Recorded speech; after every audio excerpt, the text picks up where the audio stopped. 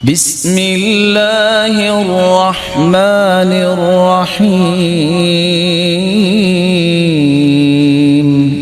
کپڑے کی بنی ہوئی آج کل جو جرابیں ملتی ہیں ان پہ مسح کرنا حنفی مسلک میں جائز نہیں ہے، چونکہ امام ابو حنیفہ رحمۃ اللہ علیہ فرماتے ہیں کہ المسح علی الخفین، موزے ہوں تو مسح جائز ہے، یعنی موزے چمڑے کے ہوں یا اتنی موٹی جراب ہے کہ منعل کے نیچے اس کے چمڑا لگا ہوا ہے اور جس کو پہن کے آدمی 2-3 میل پیدل بھی چل سکتا ہے، ورنہ ان پہ جو جرابیں ہیں ریشمی یا نیلون والی یا کاٹن ان پہ جائز نہیں ہے۔ وہ بعض علماء جائز کہتے ہیں، لیکن حضور کے زمانے میں نہ یہ جرابیں تھیں اور نہ اس پہ کسی نے مسح کیا۔ لفظ جو آ گیا نا جراب، بس اس کو انہیں پکڑ لیا۔ بھئی کم سے کم یہ تو تحقیق کرو کہ سرکار کے زمانے میں جراب کون سی تھی؟ کیا یہ جرابیں اس وقت بنتی تھی یا صحابہ نے استعمال؟ وہ چمڑے کے موزے ہوتے تھے۔ ساکس کے لیے یاد رکھیے، جرابیں ہیں، ساکس ہے، خفین ہیں آپ کی جو پیر میں پہنتے ہیں، تو ان کے اوپر اگر آپ کو مسح کرنا ہے موزوں کے اوپر تو اس سے کچھ شرائط ہے، ان شرائط کو دھیان یاد رکھیے۔ بہت سے لوگ بس ساکس پہن لیتے ہیں اور تیمم اس پہ مسح کرتے رہتے ہیں اور نماز پڑھتے ہیں۔ اس کے کچھ پری ریکویزٹس ہیں، مطلب کنڈیشنز ہیں جو ساکس پہننے سے پہلے پورے کرنا پڑیں گے آپ کو، تب وہ ساکس پر، خفین پر، ٹھیک ہے، یا پھر سر کا مسح آپ کر رہے ہیں، ٹھیک ہے، اس پر وہ کارگر ثابت ہو سکتے ہیں۔ تو پہلی چیز، موزے جرابے وغیرہ پہ جب آپ مسح کرنے کی نیت کریں تو جب اس کو آپ پہنیں گے تو تب آپ باوضو ہوں گے۔ پہلی بار جب آپ جرابے یا ساکس پہنیں گے جس پر آپ کو بعد کی نمازوں میں مسح کرنا ہے، سفر کی وجہ سے، سردی کی وجہ سے، بیماری کی وجہ سے، کہ ایک بار تو پیر دھو سکتے ہیں، بار بار نہیں دھو سکتے، تو جب آپ ساکس پہنیں گے تو اس سے پہلے مکمل پیر وضو کریں گے اور وضو کرنے کے بعد وہ جرابے اور ساکس پہن لیں گے، ٹھیک ہے۔ تو پہلے باوضو ہونا، اس کے بعد ساکس جرابے خفین کا پہننا۔ دوسرا، ٹھیک ہے، کہ موزے پاؤں کے اس حصے کو ڈھانکیں جس کا دھونا ضروری ہو۔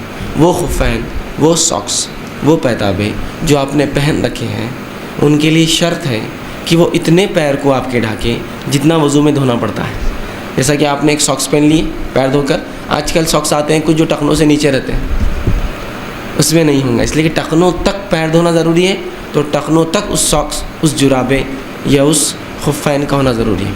اب میں یہ 3 لفظ کیوں ادا کر رہا ہوں؟ اس لیے کہ بہت سے لوگ کہتے ہیں ساکس پر یا جرابوں پر مسح نہیں ہوتا، صرف خفین پر ہوتا ہے۔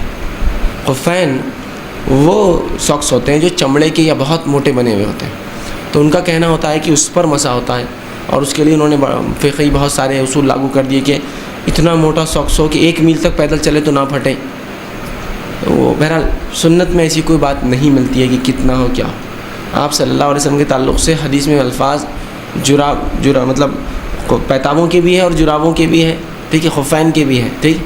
تو صرف خفین نہیں، یہ پیتابوں پر ساکس پر بھی ہو سکتا ہے، لیکن شرط کیا ہے یاد رکھیے، آپ کا ساکس، خفین، جرابے اتنا پیر کور کرے جتنا وضو میں دھونا فرض ہے، ٹخنوں تک، ٹھیک ہے۔ تو یہ دوسری چیز آپ کے ذہن میں ہو۔ تیسرا، اتنے موٹے ہو کہ پیر نظر نہ آئے۔ رسول اللہ صلی اللہ علیہ وسلم کے احادیث کو سامنے رکھتے ہوئے امام احمد رحمۃ اللہ علیہ فرماتے ہیں کہ 40 احادیث ایسی موجود ہیں جو موصول، جو مرفوع اور موقوف روایات ہیں، جس میں اس بات کا تذکرہ ہے کہ انسان مسح کر سکتا ہے۔ کس چیز کا؟ موضوع کا مسح کر سکتا ہے۔ اور حسن بصری فرماتے ہیں کہ 70 صحابہ نے مجھے یہ روایت بیان کی کہ اللہ کے رسول نے موضوع پہ مسح کیا ہے۔ یہ رخصت ہے، اس رخصت کو قبول کرنا یہ ایک مسلمان کی سعادت ہے۔ رسول اللہ صلی اللہ علیہ وسلم نے فرمایا ان اللہ یحب ان تؤتى رخصه كما يكره ان تؤتى معصیته، جس طرح اللہ برائی کو ناپسند کرتے ہیں رخصت کو قبول کرنے کو پسند فرماتے ہیں۔ یہ بھی 15ویں صدی کی ایک بدعت ہے جس کا اس صدی سے پہلے کہیں کوئی ثبوت نہیں ملتا، کہ عام جرابوں پہ بھی لوگ مسح کرنے لگے، اور بعض علماء نے اس کے جواز کا فتویٰ دیا ہے، لیکن یہ اجماع امت کے خلاف ہے۔ چاروں اماموں کا اجماع ہے کہ موزوں پر مسح کے لیے کچھ شرائط کا پایا جانا ضروری ہے، اور ان چاروں فقہ کے نزدیک یہ جو آج کل جو ساکس ہم پہنتے ہیں ان پر مسح بالکل جائز نہیں ہے۔ اس کی بڑی وجہ یہ ہے کہ جتنی احادیث قرآن نے سب سے پہلے پاؤں دھونے کا حکم دیا ہے، اور یاد رکھیں جب قرآن میں کوئی حکم آتا ہے تو اس حکم سے اختلاف کرنے کے لیے کوئی بہت مضبوط اور واضح دلیل ہونی چاہیے. تو خفین کے بارے میں تو دلیل واضح ہے. خفین کہتے تھے چمڑے کے موزے، تو چمڑے کے موزے یا وہ موزے جو چمڑے جیسے ہوں جن میں پانی نہ جاتا ہو، یا وہ شرائط جو فقہ کی کتابوں میں لکھی ہوئی ہیں. تو قرآن نے چونکہ پاؤں دھونے کا حکم دیا، اگر قرآن میں حکم نہ ہوتا پھر ہم کہیں سے بھی کوئی بھی روایت ملتی ہم لے لیتے، لیکن قرآن نے چونکہ پاؤں دھونے کا حکم دیا ہے واضح لفظوں میں، تو اب وہ متواتر قطعی ہے. اس سے انحراف انہی خاص شرطوں کے ساتھ کیا جائے گا جن پر بالکل واضح اور صریح احادیث موجود ہوں. تو واضح اور صریح احادیث صرف خفین کے بارے میں ہیں، اور خف عربی میں کہتے ہیں یہ جو چمڑے کے موزے ہوتے ہیں ان کو خف کہا جاتا ہے. اسی طرح بعض لوگ کہتے ہیں کہ جورب کے بارے میں، جورب بھی حدیث میں آتا ہے کہ نبی صلی اللہ علیہ وسلم نے جورب پر مسح کیا. یاد رکھیں نبی صلی اللہ علیہ وسلم کے دور میں یہ والے جورب تھے ہی نہیں. یہ جو ہم موزے پہنتے ہیں نا بوٹ کے میں، جس سے جو پہلے بوٹ میں یعنی جو پہلے اوپر بوٹ پہنے جاتے ہیں جوتے اور اندر جو باریک موزے پہنے جاتے ہیں، یہ نبی کے دور میں تھے ہی نہیں. تو تھے ہی نہیں تو نبی ان کے بارے میں فرمائیں گے کیسے؟ صحابہ کرام جو موزے پہنا کرتے تھے وہ تو جوتوں کے بغیر بہت لمبی اس میں وہ پیدل چلا کرتے تھے، بہت لمبی واک کر سکتے تھے، وہ اس میں سفروں پہ چلے جایا کرتے تھے وہ موزے پہن کے. تو یہ جو آج کل کے موزے ہیں یہ نبی صلی اللہ علیہ وسلم سے اس کا ثبوت ہی نہیں ملتا، تو اس کے بارے میں احادیث خاموش ہیں. تو اس لیے اس کے بارے میں یہ فیصلہ کرنا کہ اس پر بھی مسح جائز ہے یہ کسی بھی حدیث میں نہیں ملتا، کیونکہ جورب کا جو تذکرہ حدیث میں آتا ہے تو جورب خفین کو بھی کہا جاتا ہے، یعنی جو جس کو خف کہا جاتا ہے نا، جو چمڑے کے موزے ہوتے ہیں یا چمڑے ٹائپ کے موزے ہوتے ہیں، تو جورب اس کو بھی کہا جاتا ہے. تو آپ جورب سے یہ والے جورب مراد لے لیں، یہ کسی امام کا مذہب نہیں ہے، نہ اسلاف میں سے کسی ایسے امام سے ثابت ہے جن کی امت میں اتباع کی جاتی ہے. تو یہ آج کل ایک نیا فتویٰ آیا ہے جو چاروں مذاہب کے بھی خلاف ہے اور قرآن و سنت کے بھی خلاف ہے. اس لیے ہماری رائے میں اگر امام نے ایسے موضوع پر مسح کر کے نماز پڑھائی تو وہ نماز ادا نہیں ہوگی، آپ کو نماز لوٹانی پڑے گی. جرابوں پر مسح کرنے کا بیان. پہلا حکم کس کے لیے تھا؟ موضوع کے لیے. اب ہے جرابوں کے لیے. کون سی جرابیں؟ جو آپ سب استعمال کرتے ہیں. حضرت ثوبان رضی اللہ عنہ سے روایت ہے، امرہم ان یمسحوا علی العصائب والتساخین. رسول اللہ صلی اللہ علیہ وسلم نے وضو کرتے وقت صحابہ کو پگڑیوں اور جرابوں پر مسح کرنے کا حکم دیا.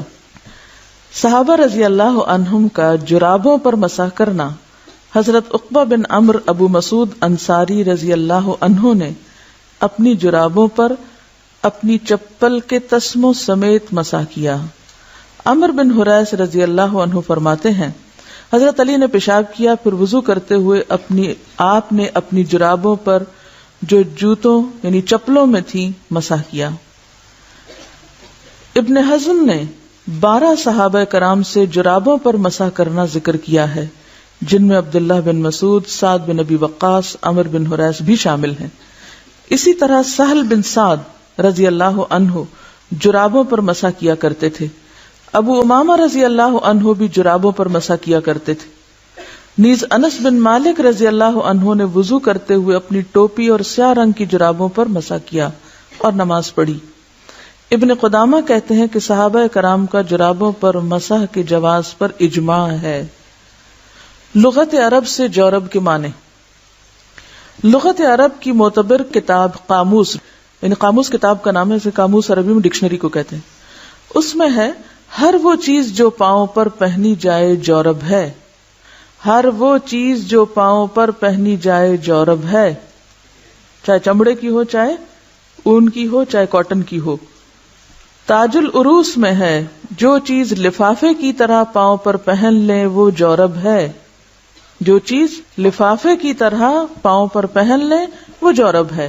علامہ عینی لکھتے ہیں جورب بٹے ہوئے اون سے بنائی جاتی ہے اور پاؤں میں ٹخنے سے اوپر تک پہنی جاتی ہے. ٹھیک ہے، ٹخنے سے اوپر. عارضۃ الاحوزی میں شارح حدیث امام ابو بکر ابن العربی رحمۃ اللہ علیہ تحریر فرماتے ہیں جورب وہ چیز ہے جو پاؤں کو ڈھانپنے کے لیے اون کی بنائی جاتی ہے، یعنی وولن ساکس. عمدۃ الرعایہ میں ہے جرابیں روئی یعنی سوت کی ہوتی ہیں، کاٹن کی ساکس، اور بالوں کی بھی بنتی ہیں. چمڑے کی تو ہوتی ہیں لیکن بالوں، اون، دھاگے، سوت وغیرہ کی بھی جرابیں بنتی ہیں. غایت المقصود میں ہے کہ جرابیں چمڑے کی، صوف کی اور سوت کی بھی ہوتی ہیں. پس ثابت ہوا کہ جورب لفافے یا لباس کو کہتے ہیں. وہ لباس خواہ چرمی ہو، چرمی چرم سے نہیں کھال کا ہو، سوتی ہو یا اونی، ہم اس پر مسح کر سکتے ہیں. دیکھیے کہتی ہیں کہ کیا جرابوں پر مسح کرنا جائز ہے؟ دیکھیں مسئلہ یہ ہے کہ نبی کریم صلی اللہ علیہ وسلم نے چمڑے کے موزوں پر مسح فرمایا. ٹھیک ہے، چمڑے کے موزوں پر.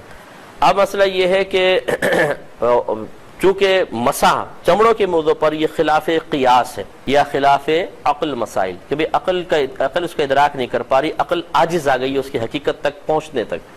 تو ایسی صورتحال میں یاد رکھیں کہ پھر حکم یہ ہوتا ہے کہ جس صورتحال میں نبی کریم صلی اللہ علیہ وسلم نے حکم دیا، آپ اگر بعد میں تھوڑی بہت تبدیلی کرنا چاہیں تو بہرحال ان صفات، ان اوصاف، ان تمام چیزوں کو محفوظ رکھنا ہوگا. یہ تھوڑی تمہید کے بعد اب گزارش یہ ہے، سرکار نے چمڑے کے موزے پر مسح کیا. چمڑے پہ اگر آپ پانی ڈال دیں، تھوڑی دیر پڑے رہنے دیں، آہستہ آہستہ جذب ہو کے کھال تک پہنچے گا، لیکن فوراً کھال تک نہیں پہنچے گا. اتنا چمڑا ضرور اس کو تھوڑی دیر روکے گا، پھر آہستہ آہستہ آہستہ آہستہ بہت آہستہ سرایت کر کے کھال تک پہنچے گا. تو بس ہمارے فقہا نے یہی فرمایا کہ اگر اب چمڑے کے موزے کے متبادل اور کسی قسم کے موزے پہنے ہوں اور اتنے گف، اتنے سخت ہوں کہ اگر آپ اس پہ پانی ڈالیں تو فوری طور پر کھال تک نہ پہنچے، تو اس پر تو مسح ہو سکتا ہے، کیونکہ وہ اسی وصف پر ہے جس موزے پر نبی کریم صلی اللہ علیہ وسلم نے مسح فرمایا، یعنی وہ موزہ جس وصف پر تھا. اور اگر اتنی باریک جرابیں ہیں جیسے ہمارے عموماً پہنی جاتی ہیں کہ آپ پانی ڈالیں فوراً کھال تک پہنچ جائے، تو یاد رکھیں کہ پھر یہ موزہ اس موزے کے مطابق نہیں ہے جس پہ سرکار نے مسح فرمایا. تو چونکہ خلاف قیاس مسئلہ تھا، اتنی موٹائی تو لازم درکار تھی. تو بھائیو یہ بات سمجھ لیجئے کہ عربی زبان میں چمڑے کے موزوں کے لیے لفظ استعمال ہوتا ہے خفین. خفین، ان پر بھی مسح کرنا سنت ہے. اور دوسرا لفظ جو ہے جراب کے لیے عربی کا لفظ ہے جورابین. عربی ڈکشنری القاموس کے مطابق جو پاؤں پر لفافے کی شکل میں کوئی چیز چڑھائی جاتی ہے اس کو کہتے ہیں جورب. اس پر بھی مسح کرنا کم از کم 5 صحابہ سے ثابت ہے. صحابہ کا اجماع ہے، اس میں کوئی مخالفت ثابت نہیں ہے. تو خفین کے اوپر تو کوئی مسئلہ نہیں، اختلاف بھی نہیں ہے. بخاری مسلم میں بھی حدیث موجود ہے. جرابین کے حوالے سے میں تھوڑا بیان کر دوں. سنن نبی داؤد میں انٹرنیشنل نمبرنگ کے مطابق 159 نمبر حدیث ہے، اور جامعہ ترمذی میں 99 نمبر حدیث. یہ ایک ہی حدیث ہے کہ نبی صلی اللہ علیہ وسلم نے جرابوں پر مسح فرمایا، لیکن یہ حدیث ضعیف ہے کیونکہ اس میں سفیان ثوری مدلس ہیں اور ان سے روایت کر رہے ہیں. لیکن اس کے ساتھ سلف کا منہج جو امام ابو داؤد اور امام ترمذی نے لکھ دیا وہ ہمارے لیے اہم ہے. امام ابو داؤد صاحب لکھتے ہیں کہ سیدنا علی، سیدنا عمر، سیدنا ابن عباس رضی اللہ تعالیٰ عنہما سے جرابوں پر مسح کرنا ثابت ہے.